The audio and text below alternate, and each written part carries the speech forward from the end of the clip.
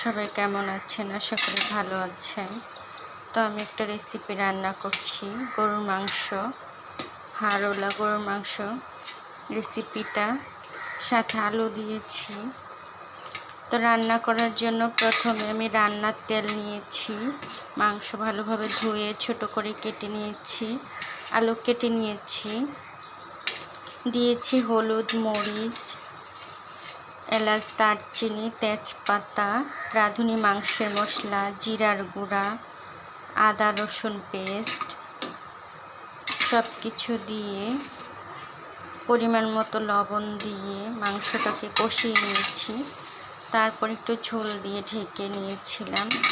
এখন আমি মাংসটাকে ঝোল শুকাচ্ছি, শুকিয়ে ভাজা ভাজা করে নিব।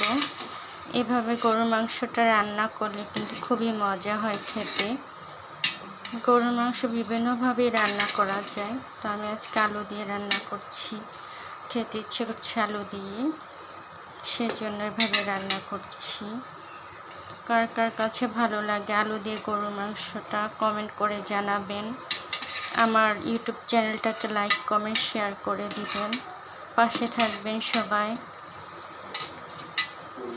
আমার একটা ছাদ বাগান আছে, ছাদ বাগানের ভিডিও দিয়ে থাকি, সবাই ঘুরে দেখে যাবেন। আমার চ্যানেলটাকে সাবস্ক্রাইব করে দিবেন।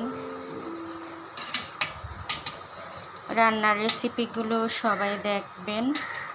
তো এইভাবে আমি মাংসটাকে সুন্দরভাবে রান্না করে নিচ্ছি।